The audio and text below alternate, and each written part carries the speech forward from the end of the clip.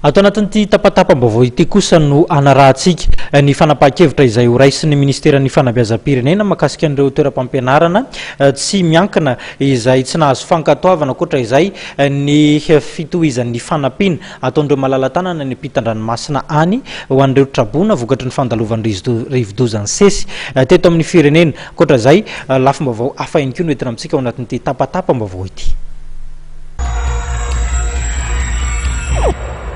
Araka ny fanambarana avy amin'ny ministeran'ny fanabeazam-pirenena dia akatona tsy ho atsy ireo toeram-pampianarana tsy miankina izay tsy nahazo fankatoavana raha toa ka tsy mikarakara ny antota taratasy mifandraika amin'izany izy ireo.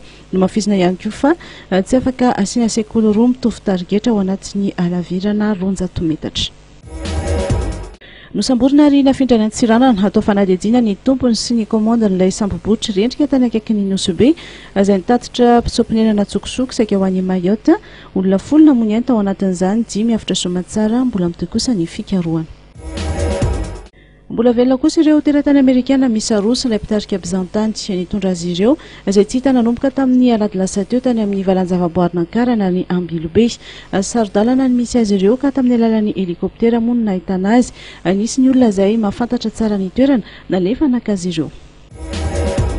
Mitoetra ny fandefasan'ireo malala-tanana avy any ivelany sy fanampiana ho an'ireo traboina noho ny fandalovan'ny rivodoza Sheza sy Fondi. Araka fantatra dia andefa fitaovana fitsaboana sy fanafody milanja 7,000 kilao ary mitetina $100 ho an'ireo traboina i Quebec. Tafakatra amin'ny dinganam-pahefadalana amin'ny fiadina ny amboarany Kosafany ekipa-pirenena malagasy Barea rehefa avy nandresy any Swaziland. Igana kosa no ifanandrana amin'ny manaraka amin'ny alatsinainy 15 ny volana May ho avy izao.